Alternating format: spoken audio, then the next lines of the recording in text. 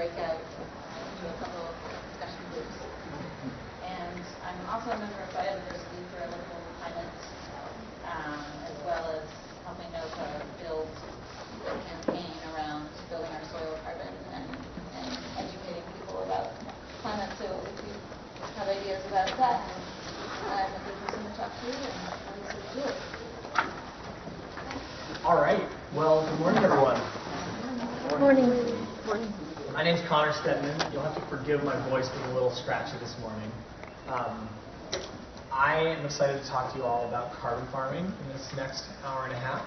And before we get started, there's few enough of us that I'd love to just get a little sense of who's here. So I'd love to hear your name and where you live and what your role is in the farming and food system. So like grower, distributor, entrepreneur, consumer, advocate, policymaker, something like that. So we can just maybe start here and go through those. Jane Himmer, I live in Arlington. My role has been advocate, consumer, gardener, and I run a winter farm share, and now more recently educating about soil carbon and climate. My name is Adam Sachs, and I'm executive director of that organization, which is putting on a conference in November called Restoring Ecosystems to Reverse Global Warming. I invite you all to come. Flyers up front. The organization, as Jane said, is Biodiversity for a Livable Climate. I've been a climate activist for 15 years, and we need to turn this thing around. And the only way is to put carbon back in the soil. Great, and I'd actually love to invite you all to go for brief here because of how many of us there are. I do appreciate hearing about these important things. I thought it was brief. Julie Rawson. I'm involved in NOFA heavily, and I'm a farmer in Barre, Mass. Hello, my name is Amira. I am a permaculturalist and hopefully future entrepreneur. Diana, I live in Carlton, Mass, and we have a 3-acre hobby farm with a certain homestead. My name is Dorothea. I live in San Diego, California, and I run a small farm shop. My name is Lee Lewis. I'm a homesteader, and I run a small goat dairy, so I raw milk in Flemington, Massachusetts. Sharon, homesteader, carbon farmer, and run a homesteading sustainability center. Terry Kane. I'm from Guilford, Connecticut. I founded community gardens, growing for food banks, community dining rooms, and partnering with schools. I'm Leon. I'm from Andover, New Hampshire. I have a small homestead. I'm also an educator. My name is Andrew. I'm from Green, Mass, and I'm a small scale grower and homestead. Hi, I'm Julia. We have 50 members, say vegetables, blueberries, and I also am a farm manager for UConn Student Farm. Fran Peterson. I'm from Andover, Massachusetts, and I'm a landscape designer and landowner. Matt Bassers. I'm from Charlotte, Vermont, and I live in a community with 40 acres of agricultural land, and I'd like to find out how carbon farming might be relevant to that. Hi, I'm Ronald Maravit. Hello, Connor. Hello, good to see you. Here to find out about my blueberries, how much I'm sequestering. Awesome. I'm Ben Goldberg. I live in Leverett, Massachusetts. I'm a worm composter.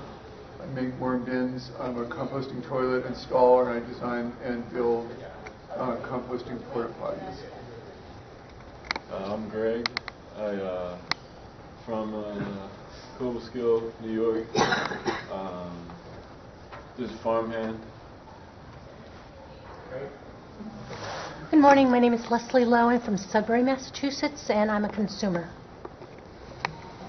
My name is Gary. I live in Mulberry, New Jersey, and I just try to grow as much as I can to eat. Wonderful. I'm Jay Bar, home gardener, Occupy Maine. My name is Mark. I'm an apprentice on at Amber Waves Farm on the east end of Long Island.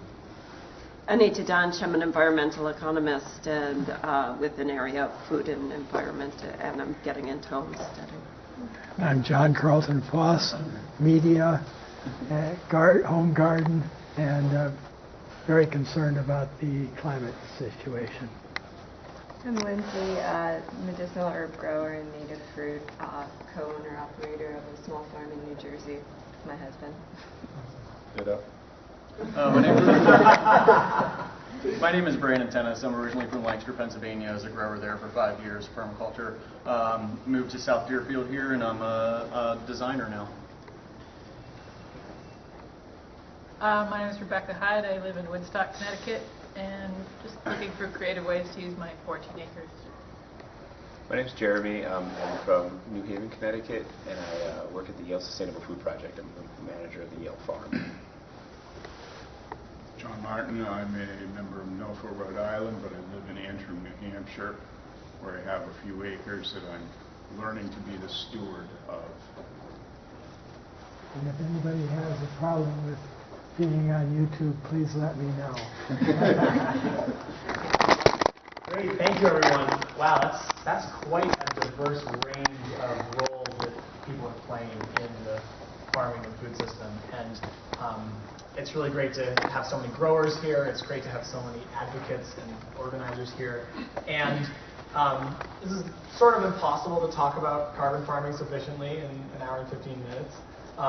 So I'm going to take my best stab at it. I'm a ecological designer and environmental planner. I have a master's from University of Vermont in ecological planning, and I work with a design firm in the Hudson Valley called Appleseed Permaculture. And we do farm planning and site development and consulting on regenerative agriculture on a farm and production scale.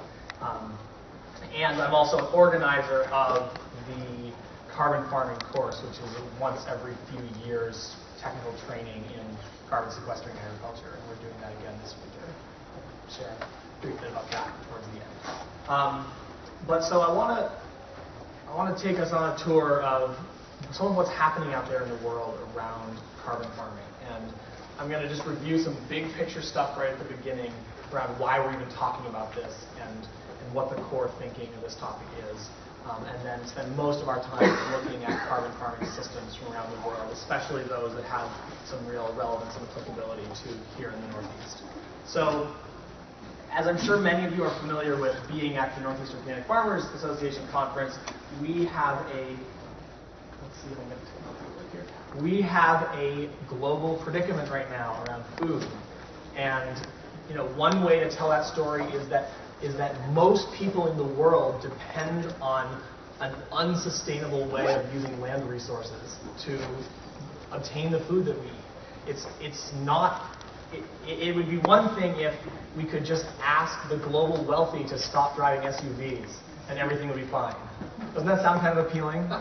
But in fact, the climate crisis is being driven by the systems that we depend on for our survival, and not just the systems that produce luxury goods. So that's a very different kind of predicament, and it's one that has some very perverse incentives and feedback loops in it. And so a lot of this conversation about shifting the climate crisis, diversity of ways, as we'll talk about in a moment, incentives are right at the heart of a lot of what we're looking at here. So before we talk about climate and carbon, I just want to present a big picture of natural resources in a sense. And just to go back for a second, I put this image here of the Connecticut River Valley. Who's been up on Mount Sugarloaf here in the Connecticut River Valley and seen this very view? Yeah, look at that. Look at all that beautiful land and that ancient Connecticut River. This river valley has been here for hundreds of millions of years. It's been here through the uplifting and erosion of mountain ranges. It's carved its way, it's found its previous course and carved its way back over and over again. At one time, this river was essentially the edge of the North American continent before the land that's now east of us was added on during the formation of Pangaea. So we're standing at a place that has been here for a very long time. And we could go to any place in the world and uncover the unique story of that ecosystem, of those soils, of the thousands of years of human cultures that have lived there. And I bring that up because a lot of what we'll talk about here is global in scope. The climate crisis is global. The responses and solutions to it are planetary in many ways. The techniques of carbon farming that we're talking about, people have been developing and practicing all over the world, not just in temperate North America. But the application of these things is very bioregional. It's very place-specific. The one technique that's used in Mozambique is not going to be used in quite the same way here in Massachusetts, and vice versa. So there's a level at which we're going to be talking in broad categories and broad systems, but I really want you to be thinking this whole time about the application for your place and getting to know your place really deeply, wherever these things might get applied. The other reason that I wanted to zoom out around our roles in the farming and food system at the beginning is that, you know, there are part of the global predicament that we're in is that it's often is very challenging for individuals to directly affect it. You know, and particularly around global climate change, just the mathematics of it are so overwhelming that the actions of one individual can seem very small in comparison to that. And I know that not everyone here is necessarily going to be a farmer or a producer. Some people might be policymakers, some people might be advocates, some people might be working on land management rather than farming per se. So in a way, what I want to do here is let you all know about this so that you can be thinking about the potential for carbon farming in your future projects, wherever that goes. Because this is a hot, emerging, edge-of-the-wave topic right now, and it's just starting to kind of enter into people's minds. And so I want to get you all ahead of that, so you can already be fluent in some of what this topic is about as these things keep developing. So, big picture, I want to introduce this idea of natural capital. And I want to suggest that part of our planetary predicament right now is that we are operating in an economic system that does a very poor job of properly valuing non-financial forms of capital. I'm going to say that again.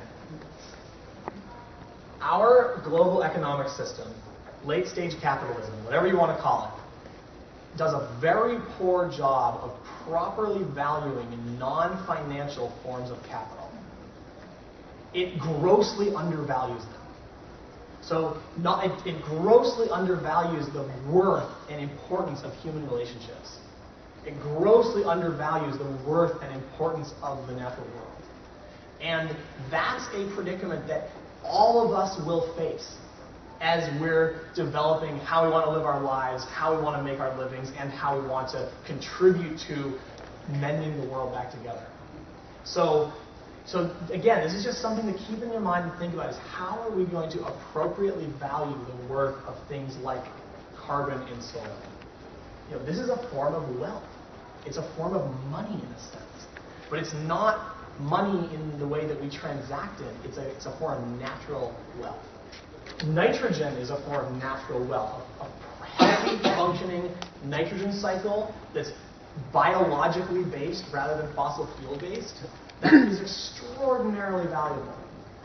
You know, we could do this whole workshop just on the nitrogen cycle. And the extent to which the modern farming and food system has disrupted and diverged from an ecosystem-based nitrogen cycle. But we're talking about carbon here. But just to let you know that we could also be talking about mineral nutrients. We could be talking about the storage of not just the macronutrients, but the micronutrients that make plant nutrition possible and that make animal nutrition possible through eating those plants. Right? And where do those nutrients come from? And how do they get returned to soils? There's a whole ecological story there. The water cycle. Are you getting the picture here? These examples I'm putting out.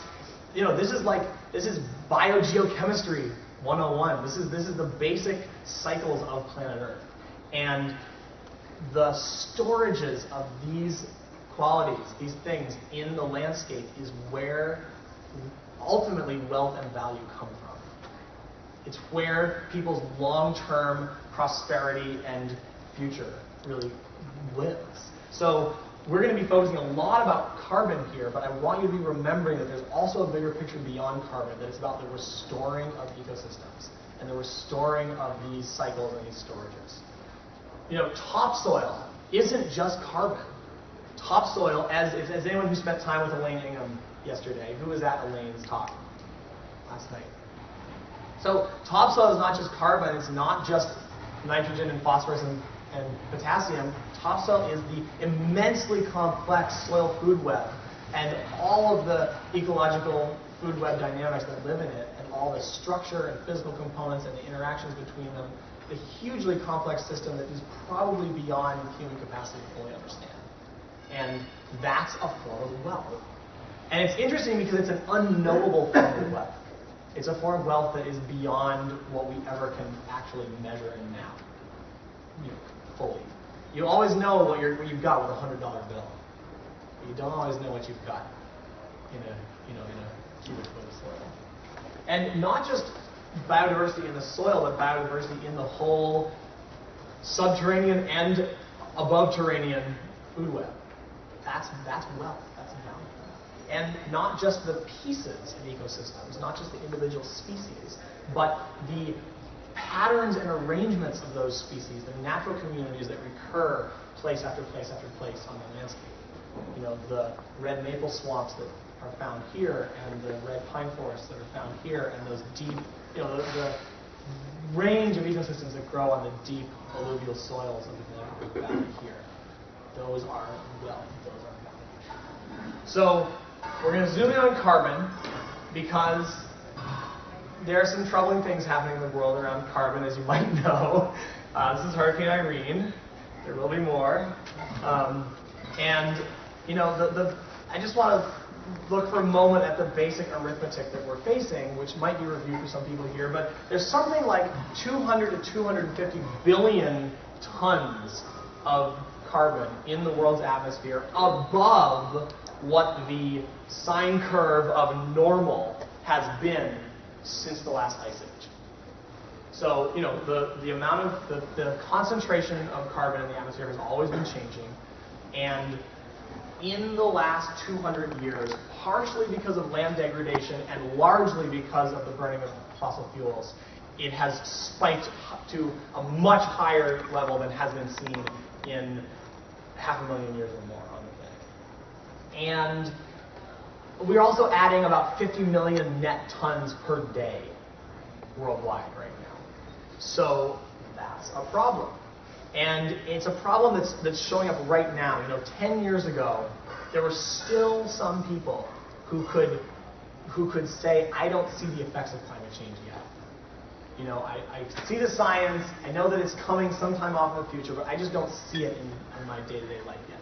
You can't say that anymore in an intellectually honest way, because the impacts and effects of climate change are being felt all over the globe. There was just a news article in the last 2 days about the nation of New Zealand is accepting one of the first instances of climate refugees being accepted for, essentially asylum in another country because their country is sinking. Their country is being drowned out by the rising water levels of the Pacific Ocean. So it's happening, and there is some really kind of sick, twisted geometry to it in which the people who have contributed the least to this crisis are being impacted by it the most. And that's viewable all over the planet, where people living in low-lying countries in the tropical world with populations of the hundreds of millions, like Bangladesh, those are the people who are going to be displaced from their homes in the greatest numbers, the quickest, with the fewest resources to adapt and restore. So there's a real equity and justice aspect to this whole topic, which is that the industrial West, which has driven this crisis, is much more sheltered from the effects of it than the tropical South, speaking in broad strokes. So that's something to keep in mind also. There's also some really bad news involved. And as if that wasn't enough, which is that there are some scary feedback loops that are possible as the atmosphere continues to warm and the world's climate systems continue to destabilize. One of them is the release of additional carbon bombs or greenhouse bombs that are stored in certain places and ecosystems on the planet. As the tundra permafrost melts in Siberia and Canada and the circum-subarctic of the world, as that permafrost melts, there are vast storages of methane that are currently locked up in permafrost. That as those lands melt and thaw because of the warming, and remember that the warming is more intense at the poles. It's actually, they've seen 2 to 3 times as much warming as we have here in Massachusetts up in the Arctic. So ecosystems are changing much more quickly.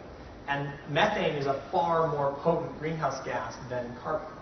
So there's a significant concern of climate change accelerating even more as some of those carbon bombs get triggered, like the methane in tundra soils, and also like methane hydrates in the ocean floor, which are being explored currently as a fuel source by the fossil fuel industry. That's another major concern. So with all of that, there's the potential for some really frightening planet-wide disruption. And this is like kind of a staring the beast in the face moment of this conversation, because there are some very scary scenarios that we don't know how likely they are to play out. When you will see doomsaying documents that say that such and such and such is inevitable in 30 years. And I don't think that's actually supported by the science. But is there a 5% chance of the planet turning into Venus in the next 200 years? Maybe. We don't know. So one really key way to think about climate change is that it's not like a light switch. It's not like we either make it or we don't. It's not a yes or no question. It's a spectrum problem where every bit of additional carbon that's put into the atmosphere makes the future more challenging, more disruptive. And every bit that's taken out or not emitted makes the future less challenging and less disruptive. So one thing that suggests is that everything's important. Everything matters. And another thing that suggests is that also there's no one element of this whole issue that is the essential make or break topic. So there are 3 general strategies that you could look at for how to respond to the climate crisis. I'm sure we could think of more if we put our minds together. But here's 3 basic ways that people have tried to respond to this. So one way is to reduce emissions. So a lot of the conversation around climate change in the world right now centers on reducing emissions, and for very good reason. That's what the work around regulating the greenhouse gas emissions of coal-fired power plants that EPA has been rolling out over the last few years. That's what that's about. That's what the attempted efforts around the Kyoto Protocol were about, and other international treaties around limiting carbon pollution.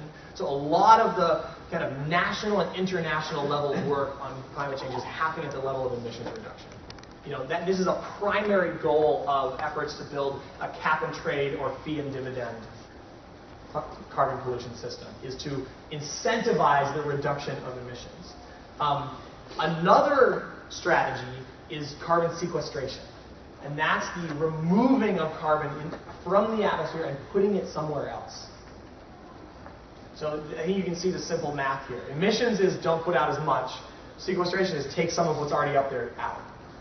And most of the conversation about sequestration so far in the mainstream world and in the kind of public eye has been about what some people talk about as geoengineering.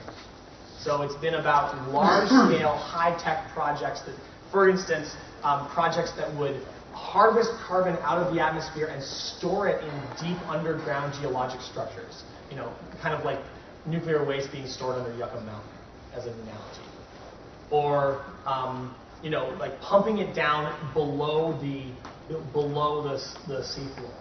Or, altering the ocean's chemistry through mineral seeding so that the ocean will uptake more carbon than it currently is. I mean, those are some examples of the kinds of geoengineering schemes that have been proposed.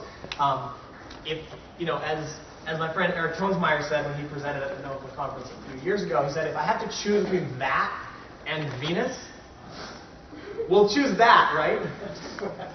But I don't think those are our only choices, and there's some real problems with the geoengineering-centered view of responding to the crisis. One of them is that those geoengineering strategies are highly speculative. You know, they're in the cold fusion category of technology in many cases. They also leave the world's current power structures intact. You know, there's a real disaster capitalism question mark there around, hey, the same companies that have created this crisis are now going to profit from it more by fixing it. That's interesting to think about. So what carbon farming is about, in many ways, is it's about presenting an alternative pathway to carbon sequestration that's based in ecosystems and based in restoring degraded land. You know, and it's using technologies that we already have that are easily available to people all over the world. So these aren't things that you need an advanced degree to use. They aren't things that you need a multi-million-dollar investment to do. They're things like planting trees, you know, mulching, compost, cover crops. You know, they're responsible grazing with animals you already have. They're very, very accessible strategies. And I'll just mention this topic of adaptation to the disrupted climate. That's beyond the scope of our conversation today, but that is a whole resilience conversation that people are really starting to have, especially in the Northeast in the wake of our major storm events in the last few years. So I'm going to propose, as others have as well, that the way that we respond to these crises should achieve more than one planetarily important goal at the same time. That's another issue with some of the geoengineering proposals, is that they don't really fix any other problems. You know, they maybe take carbon out of the atmosphere, but they don't address food insecurity. They don't address land degradation. They don't address resource scarcity. And carbon farming strategies have the potential to address all of these things at the same time. They're multifunctional responses. So that's another part of the elevator pitch here that I want you all to have in your minds, is that this isn't just about carbon. It's also about food systems. It's also about food and climate justice, and it's also about restoring lands that have been degraded and damaged in recent centuries. So, sequestration through farming. Farming can play a major role in taking carbon out of the atmosphere. This is the good news 80% of this presentation. And it's very simple, because what we're talking about is putting carbon in ecosystems. We're talking about putting it in biological systems rather than geologic structures. And so essentially, there's two places where you can take carbon from the atmosphere and put it on a landscape. You can put it in long-lived perennial plants, you know, and the primary topic there is trees, although there are others, as we'll talk about. And you can also put it in soil. You can put it in the organic matter content of the soil. Soil organic matter, unless the land is degraded through tillage or overgrazing, soil organic matter is highly stable. It can last, it locks that carbon in there and keeps it in the soil food web for decades or centuries. That's a very reliable long-term storage location. And it just so happens that everyone eats, as far as I understand, and everyone's food comes ultimately from the soil. So if you're storing carbon in soil, you're also increasing your ability to grow food in that soil. And let's look at some of the numbers around carbon sequestration for the farming systems. So one thing I want to say is that the research around carbon farming is emergent and recent in many ways. So in some tropical systems, people have been looking at carbon sequestration in farming systems for the last 15 to 20 years. In some temperate systems, the research has just started in the last 3 to 5 years. So the numbers that are out there in the scientific literature are all over the map. And So you have to take a very kind of zoomed out view to see the general trends. And what a lot of it really has to do is that the sequestration potential of a given piece of land is very place specific. It's very dependent on the climate. It's very dependent on soils. It's very dependent on it can be dependent on the depth of soil to bedrock. It can be dependent on its position in the watershed. There's a lot of different variables. So I'm going to give you broad numbers here, and I encourage you to think of them kind of as orders of magnitude rather than as like, this is the precise number that Connor said in that workshop, because that's not really what it is. It's like, pointing at north and like figuring that's good enough instead of trying to find exactly where north is. So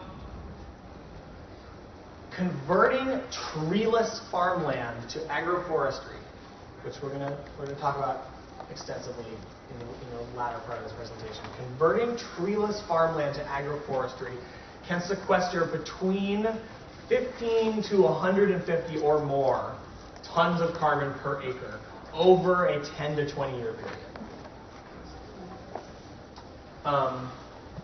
It is an order of magnitude difference, yeah. And the low end of that range, the 15 tons per acre, that is typically what you're seeing in arid lands.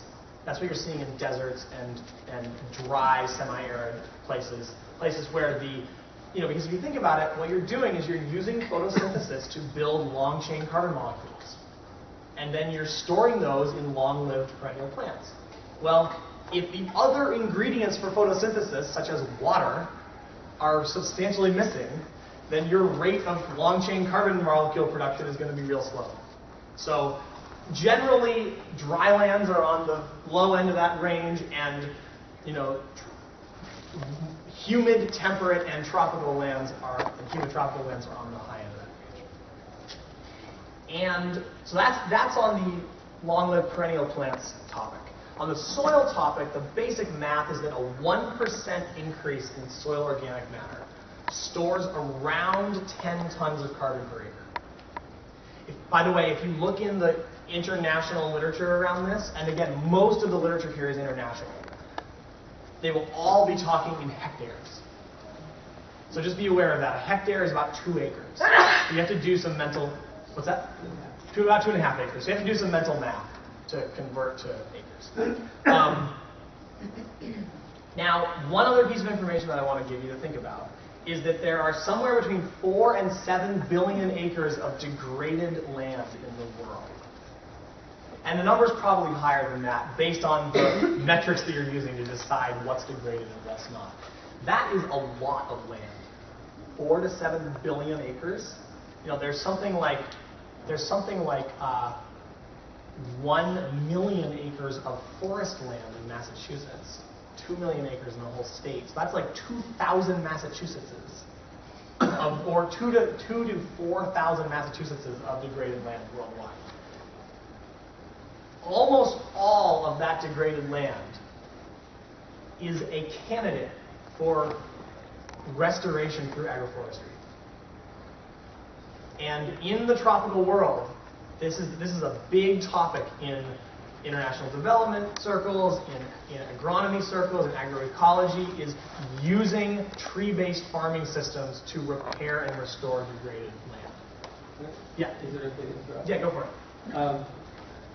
I think you're leaving out grasslands, and 40% of the Earth's surface are grasslands. So agroforestry is a little bit misleading because we're talking about lands that don't support forests. They support grasslands and savannas, which have some trees. Yeah, that's definitely true. And there's a significant chunk of this that is grassland. And grasslands are a huge storage potential, mostly below ground. Absolutely. Which is the more stable part of the picture. Yeah, absolutely. And we'll talk about that. So to learn more, come to Restoring Ecosystems to Reverse Global Warming in November. Yeah, really cool. There. I didn't know that until this moment. You didn't know that yet. Apparently I am. Okay, so I want to introduce the topic of ecosystem mimicry into this conversation also, because again, we're going to be talking about this in a little bit of a cookie cutter way, but the application of it is not cookie cutter. The application of it is place-based. And the way that these strategies actually work and play out in farms, on the ground, in large-scale restoration efforts is through mimicking ecosystems and building out complexity rather than simplifying. So one definition that I often use of what we call regenerative agriculture, and the idea here is that if you're just to use a totally different example as a useful metaphor, if you started looking at global fish stocks in the 1970s, as many people who currently make fisheries policy did, and you started to refer to the 1970s as the baseline you were trying to get back to, then you would be restoring to something that was already significantly diminished from the 200 years of overfishing that had happened before that. So this is the shifting baselines problem, and this is the problem with defining our goal as sustainability. What are we trying to sustain? Are we trying to sustain an already highly diminished set of natural resources? Are we trying to sustain 250 billion tons over the limit in the atmosphere? I don't think so. I don't think that's the future I want my grandchildren to grow up in. So what we actually need to do is rebuild natural resources, not just hold steady. We have to take carbon out of the atmosphere, not just hold steady. And that's why the thinking around regenerative agriculture is important. So regenerative agriculture mimics and intensifies ecological relationships. Right? This is not a pieces approach. This is a systems approach. And it does so in order to increase the storage of all those forms of natural capital that we talked about in the landscape, while, and this is the kicker, and this is probably important to many of you in this room, while producing profitable agricultural enterprises. So that's the big moonshot challenge here, worldwide. And I just want to quote a teacher of mine, Brett Chedzoy. Who knows Brett over at Cornell Cooperative Extension? Brett Chedzoy is one of the silvopasture and agroforestry experts in the Northeast, and he says, he was talking about agroforestry at the most recent Northeast Silvopasture Conference, and he said, we're really not trying to reduce complexity here. And everyone laughed. And he said, we're participating in complexity. And I think that's true of a lot of what we're talking about here. So I want to look at systems now in the less than an hour we have left. And there are two very broad categories that I'm going to suggest of how to think about carbon farming systems. The first category is annual and pasture-based systems. It's all the systems that are focused on carbon storage through soil. And there's a wide range of those, and we'll look at many of them. The second category, which we'll get to in a bit, is tree-based systems. And the two work very differently in many ways. They're combinable in some very promising ways. They are not all appropriate in all climates for all situations. And there are different reasons for that too. So we'll look at some of these. And one thing I want to emphasize is that this is not a comprehensive list. So I am supporting my friend Eric Tonesmeyer right now in finishing his book about carbon farming, which is going to come out in the spring of next year. Super exciting. And we've been finding huge numbers of systems worldwide that people have figured out that have a role to play in storing carbon. So this is just a taste of some things that could be significant, especially here in the Northeast. So a big one is management-intensive grazing. And I just want to see who's a grazier here. Small number of folks. Well, who would like to manage animals or livestock in the future? All right, great. So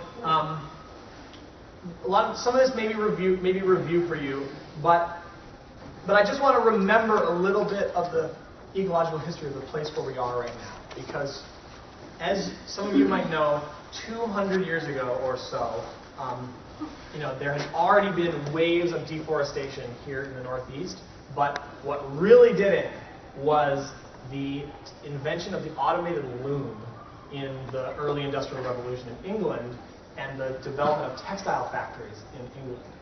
And that contributed to a huge demand for fine wool.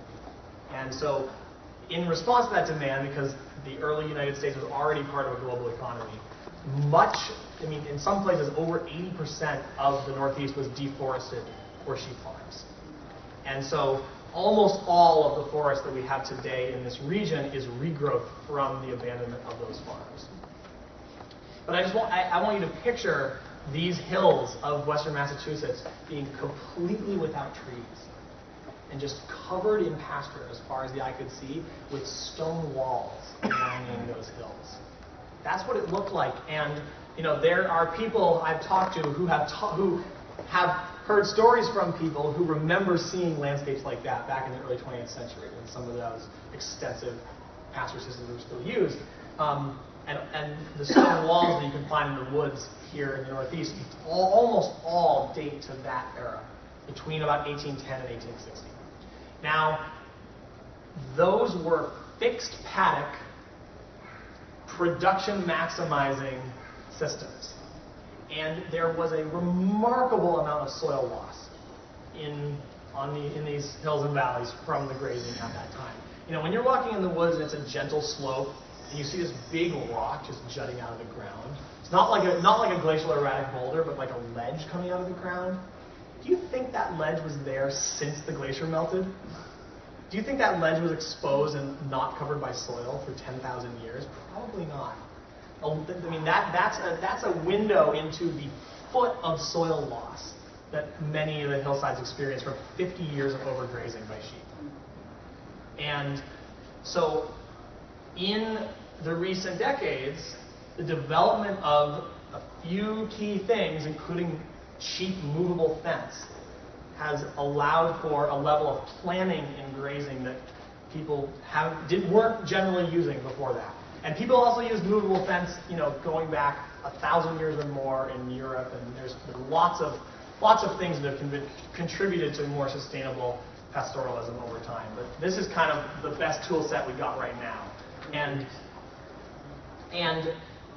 it's sometimes talked about as rotational grazing, but I really want to emphasize the planned part of it, the planning and management part of it. Because if you're just rotating, that may or may not help. That may or may not prevent erosion and soil loss. That may or may not give you the vegetation composition you want in your pasture. It's the careful observation and interaction and adaptation. It's the human involvement in that grazing process that really makes planned grazing work.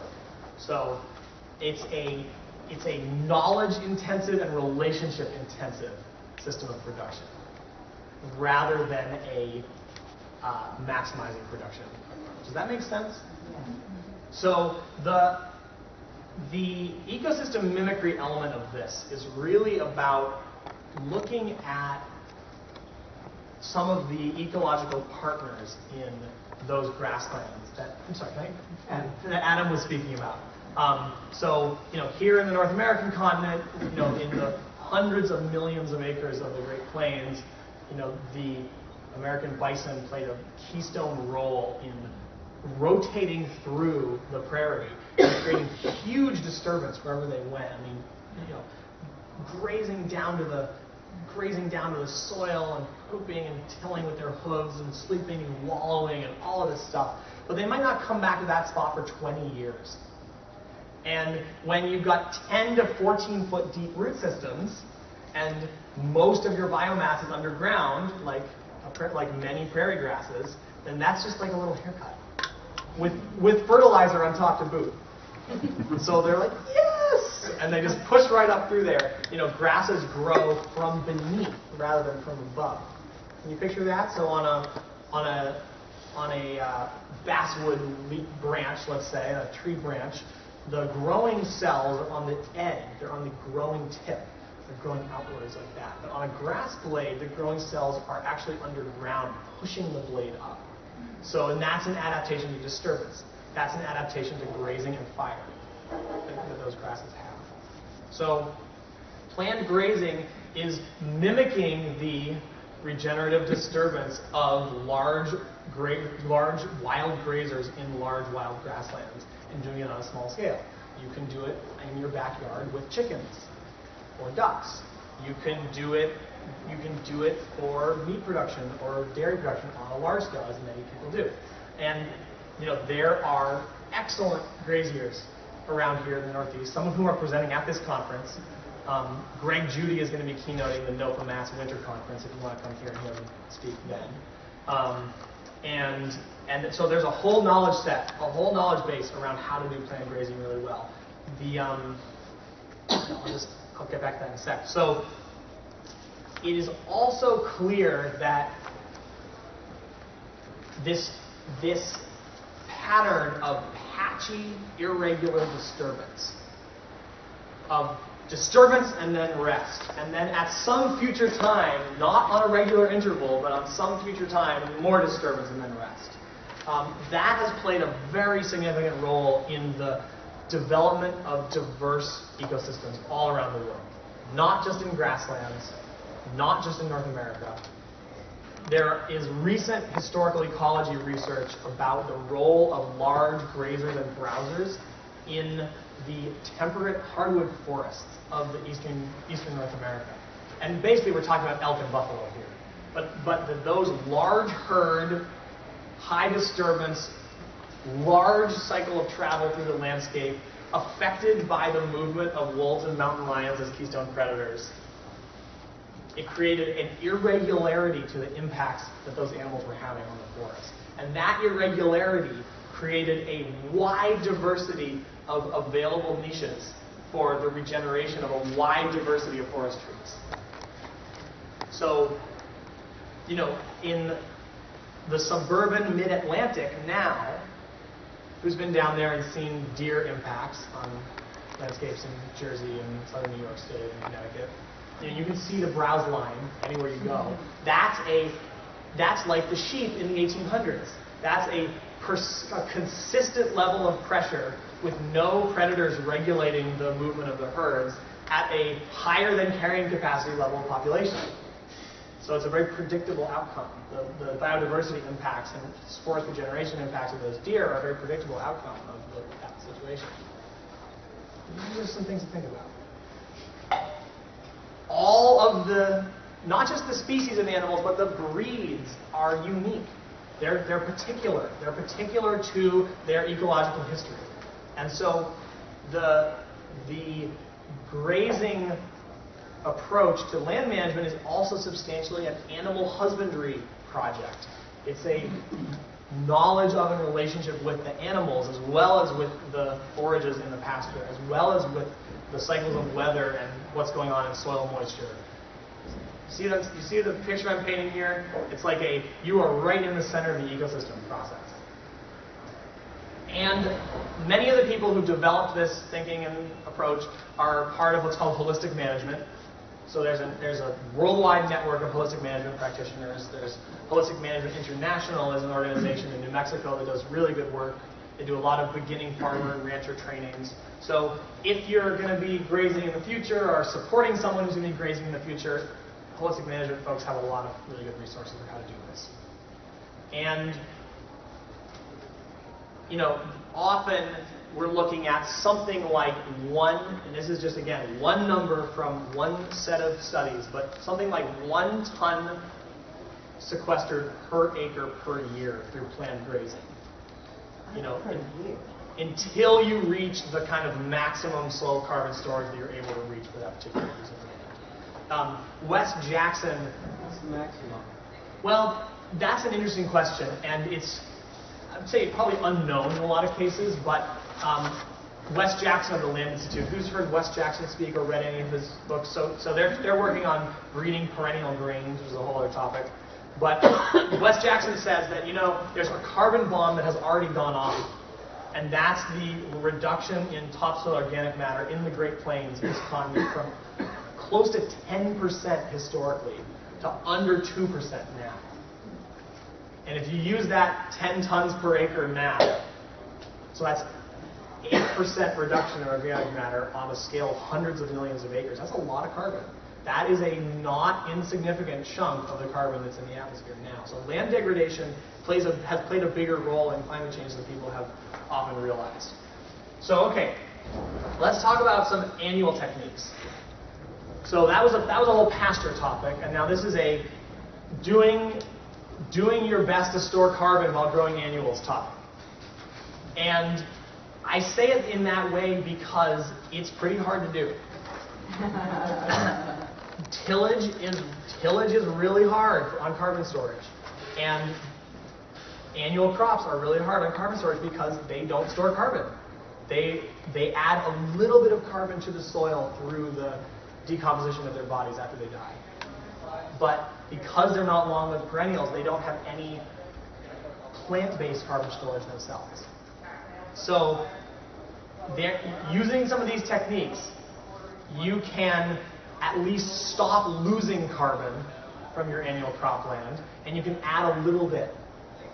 But the really big carbon wins are found in perennial systems. Say again? The really big carbon gain in farmland is in perennial systems. And I love annual vegetables, I love grains, I will be eating them for the rest of my life.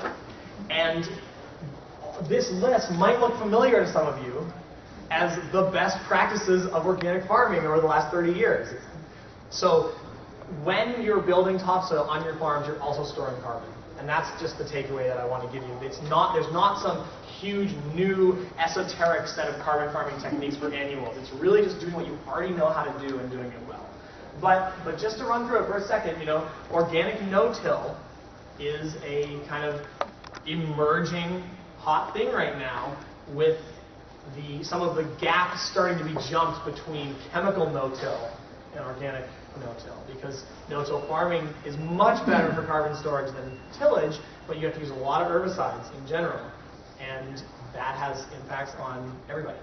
So Rodale, as some of you might know, Rodale is doing a ton of research on organic no-till in the last 5 years or so, and they've got a book out now on organic no-till. They've been doing trials on organic no-till for tomatoes and for small grains, and it's really promising. The issue with organic no-till right now is that in general, there's very, very specific timing of when you have to use the correct tractor implement. I think it's a roller crimper that people are using right now.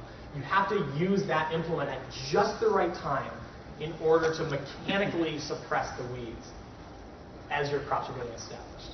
If you miss that window, the thing doesn't work. And how many people are growers here? How often can you hit a 4-day window on your calendar with a specific implementation of something on your whole property? Hard to do, right? Weather, family, everything. So organic no-till has a lot of promise and it needs a lot more development also. Drip irrigation, surprisingly, is a carbon farming technique. Why? Yeah? Stops evaporation. Bingo! Yes, overhead irrigation is an evaporation recipe, and evaporation produces salt. And salt disrupts the soil food web and reduces the storage of carbon in the soil. So drip irrigation sidesteps that whole issue. So it basically is a soil retention strategy as well as a more targeted water application strategy. Cover cropping, this is something that people have been doing for thousands of years, and organic farmers have been doing as long as there have been organic farmers in North America. Yeah? Can we back up just a second? Sure. For the drip irrigation, does the moisture content have any relationship to the amount of carbon that's sequestered? It does. Is that what we're talking about there? It does, because as soil dries out, the soil biochemistry that produces soil organic matter slows down or stops. So that's why arid land soils store a very small amount of carbon compared to humid or wet tropical soils. Yeah. Sorry to keep you, but wouldn't that be balanced then, the amount that's lost through respiration and decomposition through the microbial activity? Is there some sort of trade-off there in the moisture levels? Am I making any sense? I think so. You're saying that as there's more soil biology, there's also more respiration. Yeah, degradation and respiration and CO2 loss too. I'm sure there is, but I think that the water retention quality of having soil biology is probably greater than that, because that's what you see. The net gain, yeah.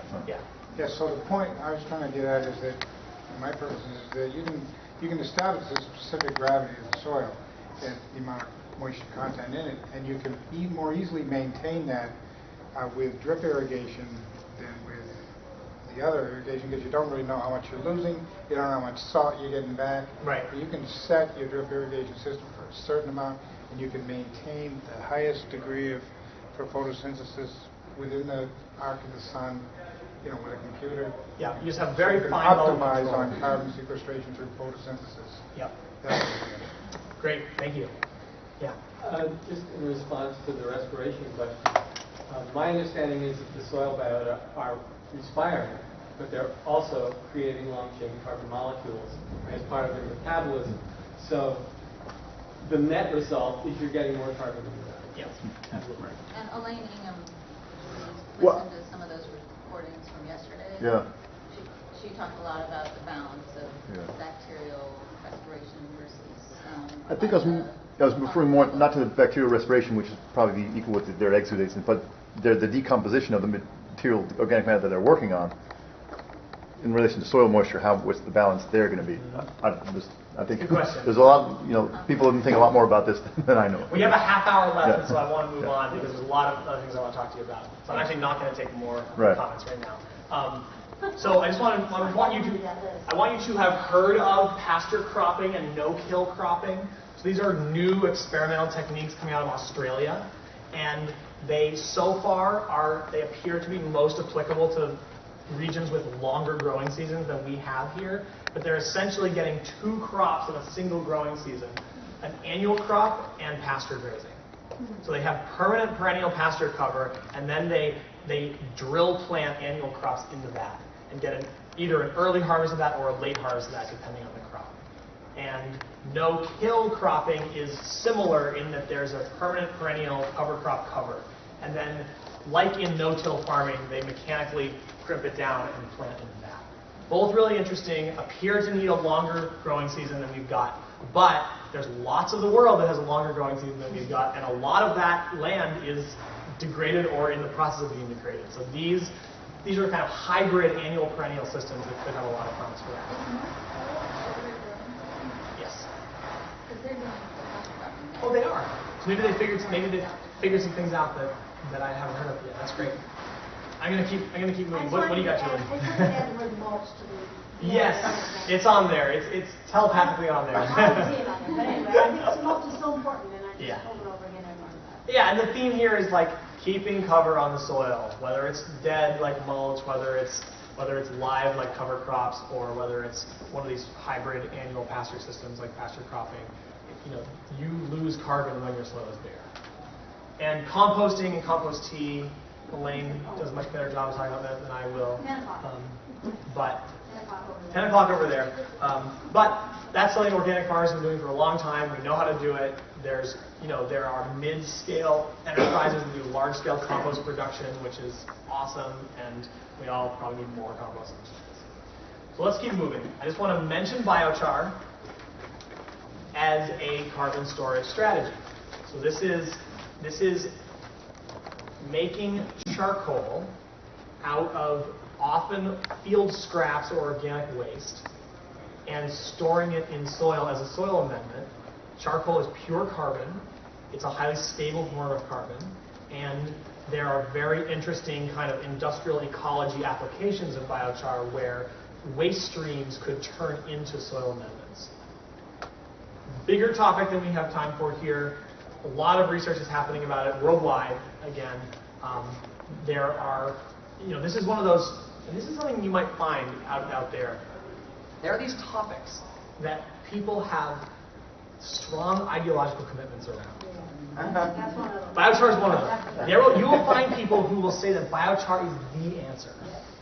You will also find people who say that organic no-till is the answer, or that some of the other things we're going to talk about. So I'd encourage a all of the above attitude about this, and just remember that the strategies are available worldwide, but the application of them is place-specific and enterprise-specific. It has to work for your farm business. And sometimes there will be cool systems that can be set up that make this work, sometimes there won't. There's a company that is now making potting soil out of biochar. That's a very interesting application. A lot more to say there. But just to mention that this is directly putting carbon into the soil from places that it probably would be going into the atmosphere otherwise. I want to mention keyline as another carbon farming strategy. So again, we could do this whole workshop just on keyline planting, but basically keyline is a drylands restoration system on a broad scale that got developed in Australia in between the 20s and the 40s and has been used worldwide in a variety of situations. It substantially involves water storage in small earthwork ponds as high on the landscape as possible. So this is a keyline landscape in Australia. I mean, look at all that water. That water wouldn't be there without those dams. And some people have suggested that one of the highest value things we can do with the second half of the oil, like the second half of the world's oil, is to make earthwork dams and store water for 100 years. That's a very high value use of fossil fuels. So one part of keyline is water storage. Another part of keyline is subsoiling, using a subsoiler, and there's a special keyline plow that people have made in Australia, but there's also things like the Wallace plow and other subsoilers. And you subsoil slightly off contour. So contour is following one elevation line through the landscape. Off contour is going a little bit downhill with your tractor. And that slightly off contour subsoiling creates micro swales in those rips that the subsoiler is making, and that redistributes water through the landscape more evenly rather than concentrating it in erosion gullies. And so keyline is a soil building strategy, a rapid soil building strategy, and therefore a carbon sequestration strategy. And it's also a rehydration strategy and therefore a carbon storage strategy. And does it do anything else? It does a lot of other things, but we don't have time to talk about it. But I just want you to know that it exists. It's out there. People are doing research on it in the Northeast. People are using it in California. It's very interesting. And it's about a 5 or 6 part system that they developed, and you could take any individual part of it and use it as applicable. Yeah. And if you want to spend 3 days learning about it, we're going to do a 3-day module on it this winter at the carbon farming course. So you can really geek out on keyline then. With Abe Collins, who's actually here at NOFA now. Okay, here's another interesting topic. This is related to what Adam brought up. There are people who have noticed that until the oil and gas boom of the last 5 years, the northern Great Plains have been losing money ever since they were seized by force from the Plains Indian Nations in the late 1800s. These agricultural landscapes have struggled to be profitable and maintain local economies using tillage agriculture. And some people have suggested that you got 500,000 acres of abandoned ranch land in North Dakota. You might as well put buffalo back on it and reestablish mixed grass prairie with buffalo herds. That's a lot of food right there. I don't know if has anyone ever done one of those buffalo butcherings from the Hadley Buffalo Farm? That's a big animal. That's a lot of food. People built their whole economies around this animal for thousands of years.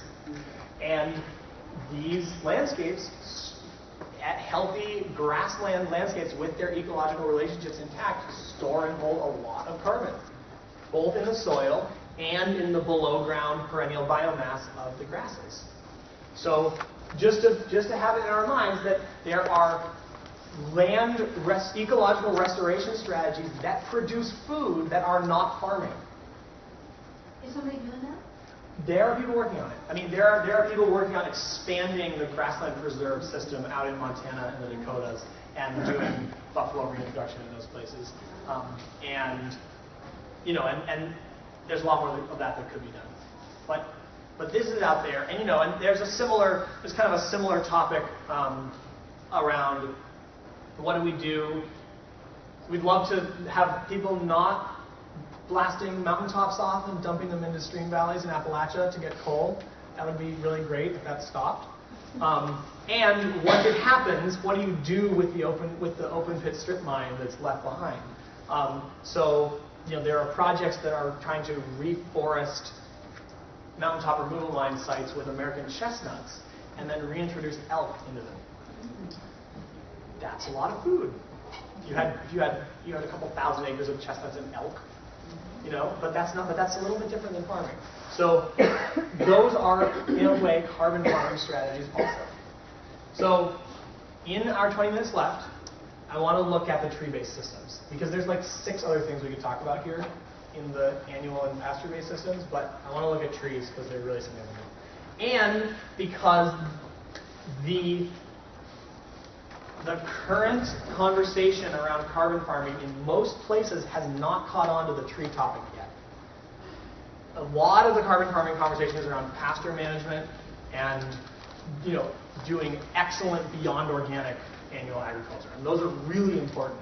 But I will say that if you look at the scientific literature around carbon sequestration,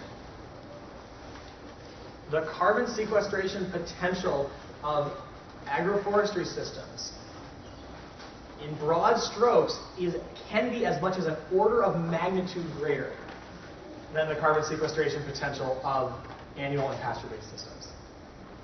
And as Adam pointed out, in many ecosystems, tree crops aren't appropriate. But there's huge amounts of the world where they are. And in those parts of the world, these systems are often the best fit for the local ecosystem, for the local economy, and for carbon storage. So I really want you to think about agroforestry as you're thinking about carbon farming, because it's a really big part of the picture. And I want to look at what a few of these systems look like. So, the roots of what we now talk about as agroforestry. Agroforestry is a recent word. It was developed in the 1970s by agroecologists. It's was a branch off of the agroecology field to describe, at the time, some people thought they were innovative systems that people were developing in the tropics to restore degraded farmland. And also, people were looking at what have traditional societies already been doing here, and they found a lot of complex tree-based farming systems. So this is what's often referred to as a tropical home garden. Who's heard that phrase before, tropical home gardens? A handful of folks, that's great. So tropical home gardens are found worldwide in tropical regions and subtropical regions. They are generally a few acres in size or less. They are in people's backyards. They are highly, highly productive for subsistence foods and medicines and fibers and rubber and all kinds of other products that people use. And they are multi-story, mixed, perennial, annual farming systems. So you've got corn being grown here. You have tree crops. There are home gardens in Yucatan Peninsula of Mexico where people grow not just the corn, beans, and squash that we're familiar with that people grew historically here, but they also grew tomatoes, which in the tropics are a semi-woody perennial that grows like a shrub.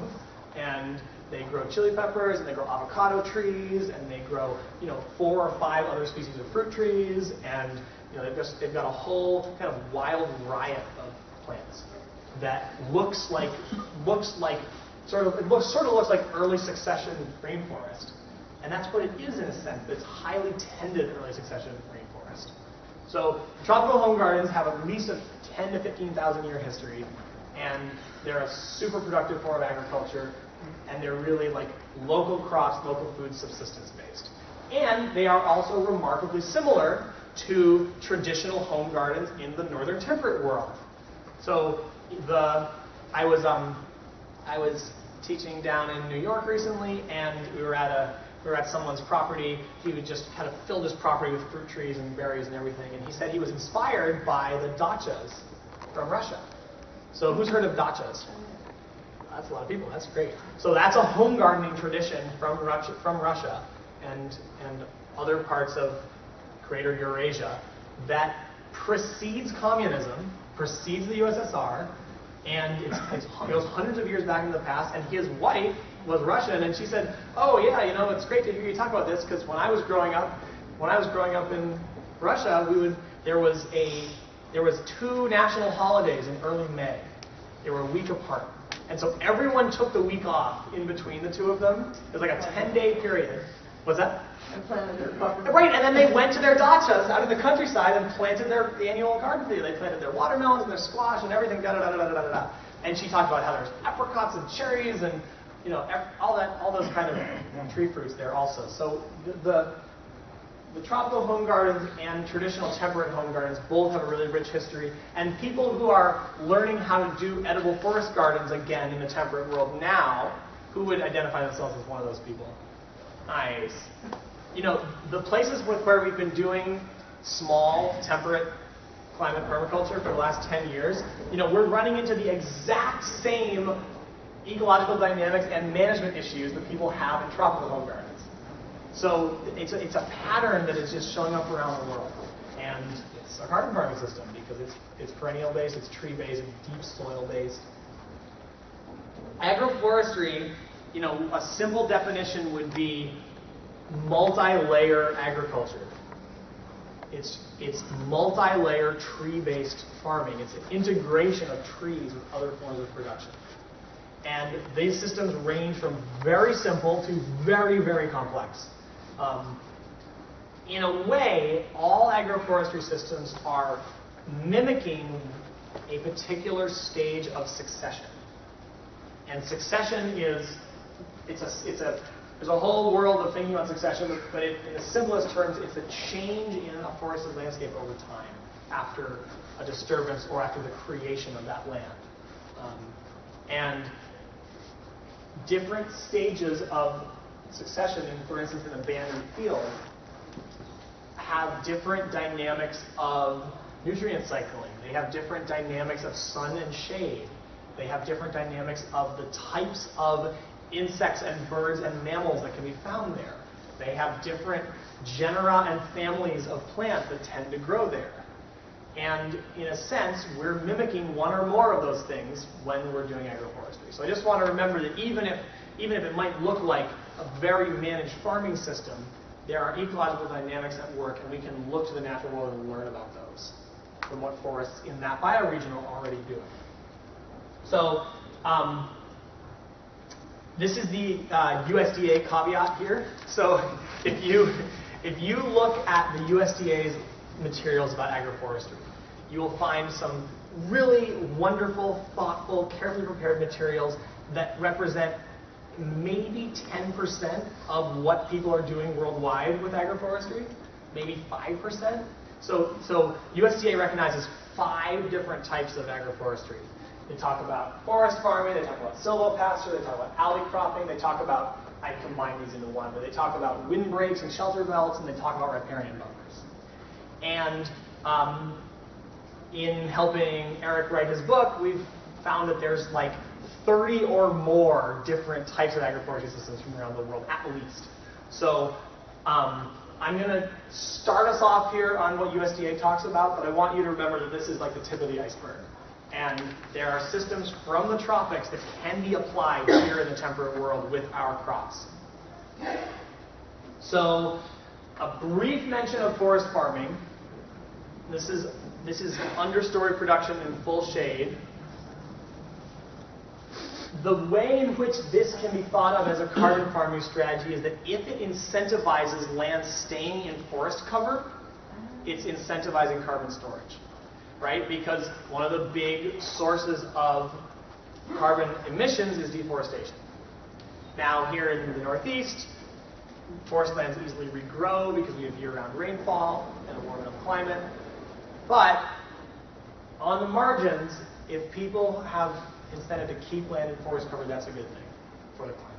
So if you can grow understory crops, if you can grow mushrooms, if you can grow medicines, if you can grow ramps, you know, if you can grow artisan crops, if you can do mixed forest enterprises, and that helps you keep your forest land intact rather than it becoming housing developments, that's a really good thing.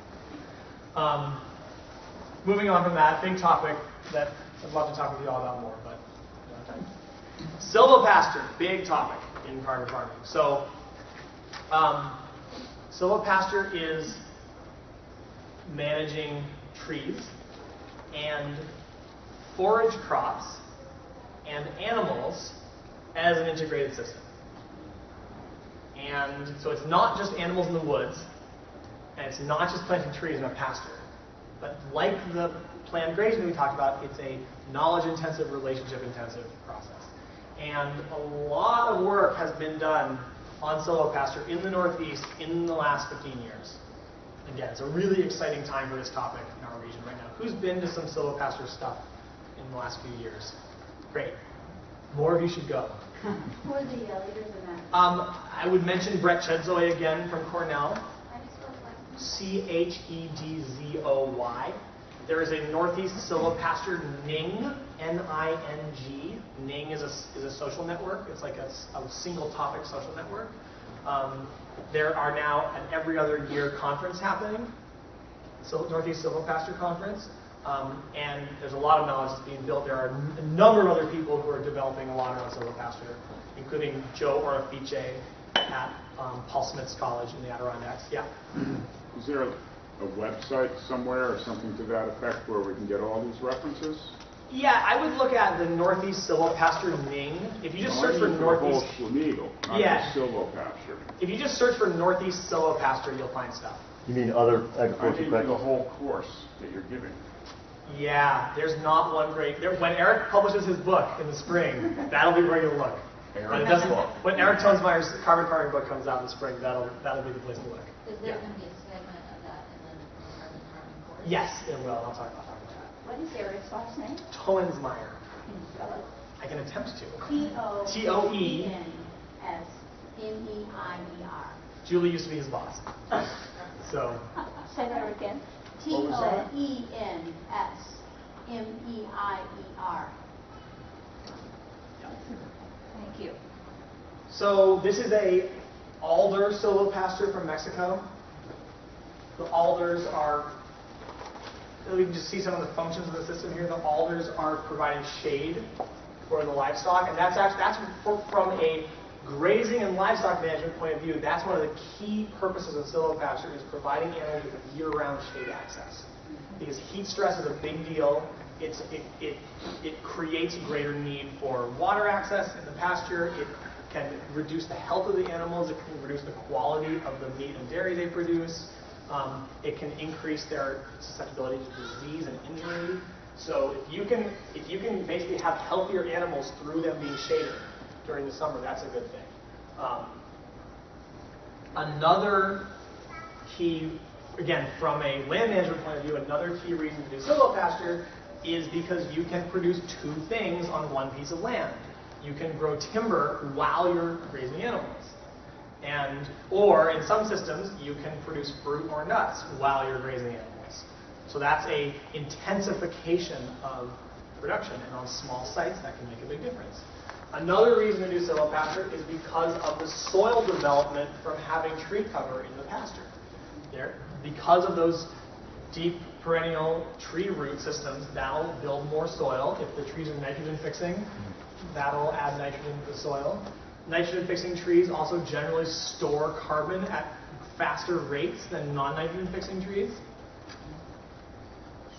And the leaf fall adds organic matter to the soil. So there's a lot of reasons for it. This is a pecan cattle silvopasture from Mississippi. And actually a lot of these pecan orchards were wild pecan stands that got thinned into nut production spacing. And then it just so happened that nut production spacing is a nice width for grasses to develop. Yeah? So for those of us who want to plant new apple trees, like my goats, which is, if I let them, they would destroy. Right. That's Goats aren't always the best silvopasture animals.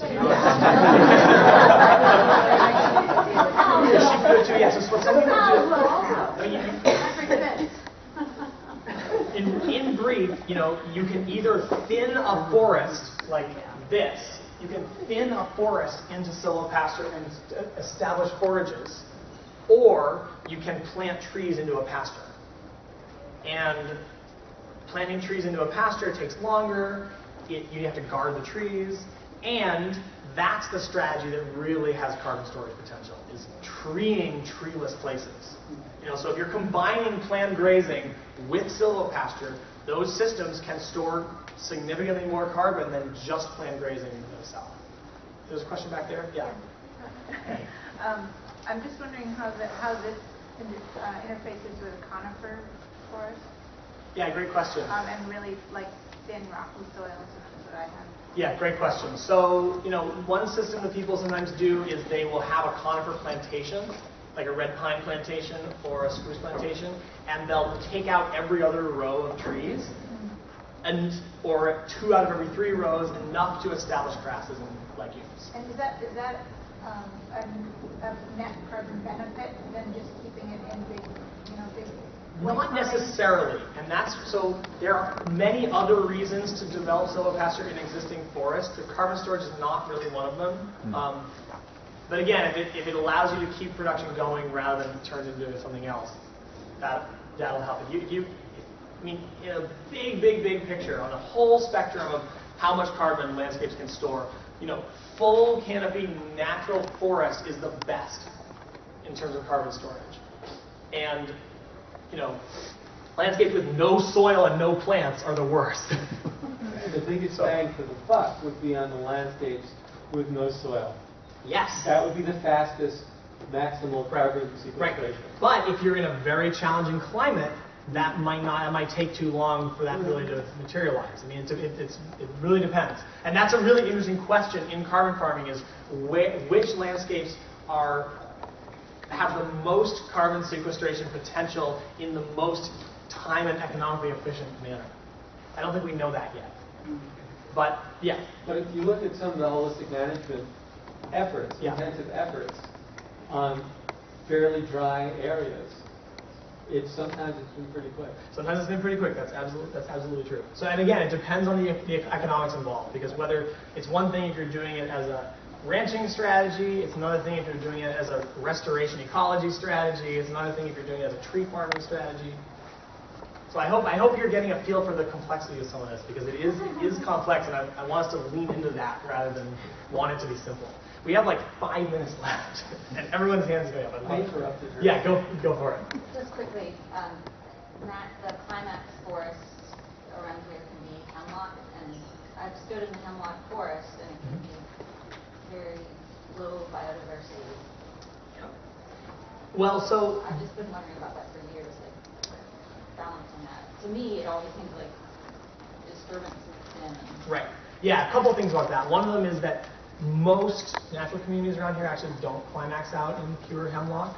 There's certain landforms and aspects and soil and bedrock types that are very late hemlock associated, and other ones where you get a much more of a mix.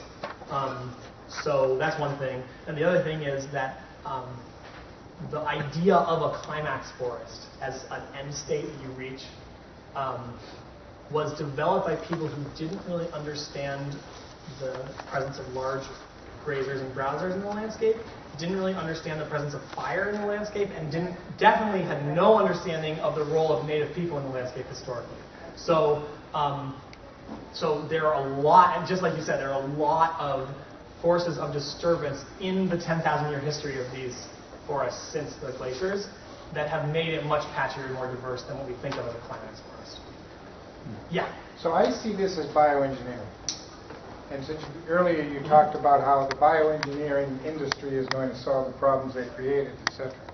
Do you have any research, or can you allude to anything about financing, providing the capital to make this shift?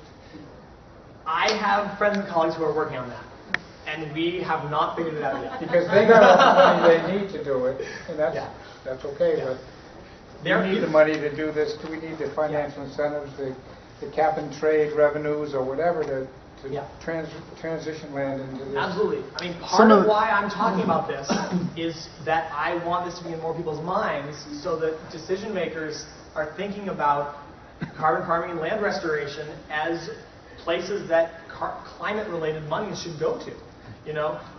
The Land Institute in Kansas, which is breeding perennial production grains, which would be a huge carbon sequestration strategy once they become commercially viable. What is their budget? Like $5 million a year or something?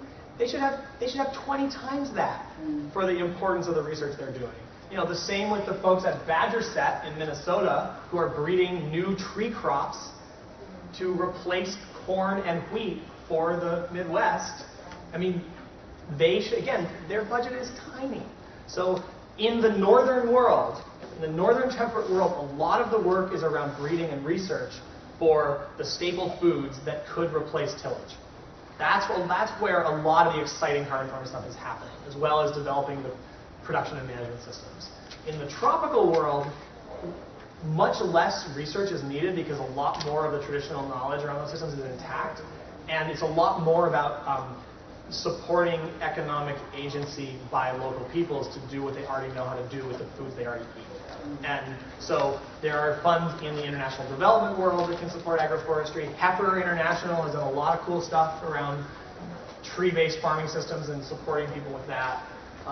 But that is a big piece of the puzzle that is not really understood yet. Well, just to respond to him, I mean, just on a practical local level, for some farmers, I mean, CRP, and go to your NRCS, there's sometimes this funding through the WIP, the EQUIP program for things like riparian buffers and windbreaks that, you know, certain limited, very limited, but that's a possibility. I would like to keep you for 5 more minutes. It's 9:30, and if you need to go now, great. Thanks for coming.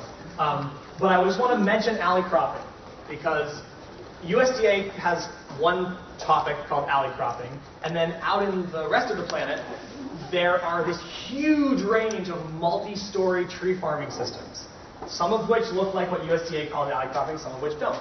So this, for example, would be a classic simple alley cropping system where you've got annual taro being grown as a starch vegetable, then you've got an alley, a strip of alders being grown as a nitrogen-fixing tree that is cut on short rotation for biomass. Maybe for pulpwood, maybe for fuel, maybe for wood chips. But in any case, it's cut and then it coppices, it resprouts. And so it keeps building soil long-term through its regrowth and adding nitrogen. Some systems wouldn't cut the trees until a longer rotation. But this is like the simplest of the simple alley cropping.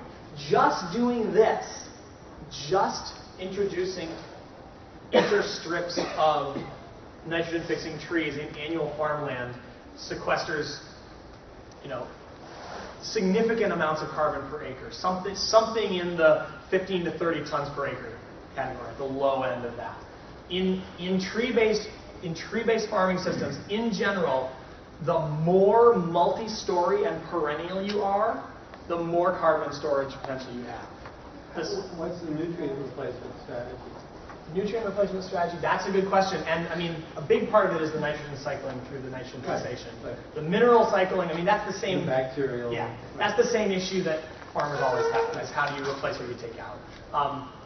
In tropical agroforestry systems, people are finding that if you don't have an animal component of the system, if you don't have a silvopasture component, you have to use a lot of your growing space on nitrogen-fixing trees in order to cycle, in order to keep fertility up site-wide. I mean, some of the multi-story tree systems use 40% of their growing space on nitrogen fixers.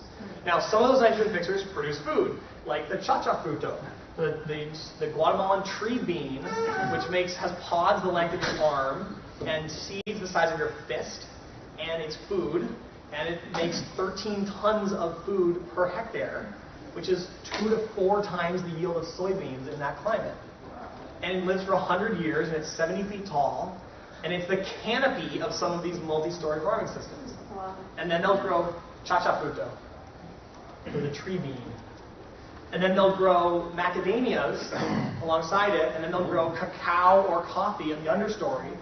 And then they'll have another nitrogen-fixing shrub in the understory, and then they'll grow more tree fruits in the understory, and then they'll have a nitrogen-fixing ground cover. So that is a all perennial, multi-story agroforestry food production system that would be pretty cool if people did that on a much larger scale. You know, in the temperate world, we don't have the staple crops yet in general to support that. We don't have anything that can beat the yield of soybeans in terms of food per acre from a tree, in terms of staple starches and proteins and fats. Fruits were great. We got all the fruits you want. That's awesome. But in terms of starches and proteins and fats, we need a lot more breeding and development for our climate. What was that tree at the top of the canopy? Cha-cha fruto. sometimes called the Guatemalan tree weed. Cha-cha? Cha-cha fruto. Honestly. It's like the dance, cha-cha. Cha-cha fruto, yeah. And so there's if you dive into the world of tropical agriculture, you will find a vast world of staple tree crops that you had no idea existed that are just mind-boggling. Like, I mean, there are crops that make a fruit the size of your chest cavity, that all of it is starch. You know, there are trees that are relatives of palm trees that make edible starchy trunks, where you cut down the palm tree and the entire trunk of the tree is food.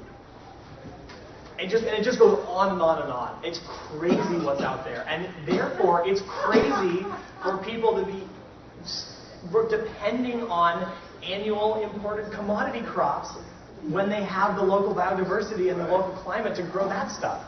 You know, so these are just things to think about. This is a all perennial market garden in Mexico, multi-story, intercropping. You know, now when I see this, I think this looks like a bio-intensive garden in California. This looks like an Allen Savory bio-intensive fruit trees and vegetables micro farm. Has anyone seen one of those? Yeah, it's alley cropping. It's a temperate tradition of alley cropping that came over from Europe in the 1960s. So we've got this stuff in our climate too. We just have to kind of dig it out. Okay, that's badger set. They're breeding new tree crops. They've got chestnuts that have 7 nuts per bird instead of 2. They're working on hazelnuts that have multiple nuts per shell. All kinds of crazy stuff. And their system is chestnuts, hazels, and alders. The alders fix nitrogen. They've got equipment for harvesting the nuts. They've got co-op processing and marketing, and they're starting to pay other farmers to plant their tree crops on their annual cropland, and then they'll buy the nuts from them. So they're starting to build out the new system. Where is that? In Minnesota. Okay, so I'm going to just zip to the end here so I can. We didn't get to buffers, but there's lots of stuff out there about buffers. Tomorrow, Keith Morris and I are giving a presentation on productive riparian buffers. It's not in the soil, carbon, and climate track, but you should come. Yeah, agroforestry for riverlands and beyond, I think it's called. So I'll talk a lot more about this there. And I just want to mention the rest of the soil, carbon, and climate track at this conference. There's all kinds of cool presenters who are digging into different aspects of carbon farming. Also, at the NOFA New York Winter Conference, I'll be doing a pre-conference carbon farming intensive the Friday before the conference. So we'll dig more into all this and talk more about adaptation. I don't have the dates in my mind. In January. Actually, the third weekend. Third weekend in January, yeah. And then this is the carbon farming course that we're putting on in February in the Hudson Valley of New York with a bunch of different great trainers. It's 3 weeks long. You can come for one of the short modules. And Eric Tosmeyer, that dude right there, is going to do a 5-day carbon farming intensive as sort of the centerpiece of that course on crops and markets and systems. It's going to be really great. And one of the guys from Badger Set is going to be there for part of it to talk about what they're doing. Where does Eric live? Eric lives in Holyoke, Mass. Huh? Co-author of Edible Forest Gardens with Dave Jackie that you might have seen. So carbonfarmingcourse.com if you want to see more about that. And I'm happy to stay after and hang out and talk and answer questions people want. So thanks a lot for coming.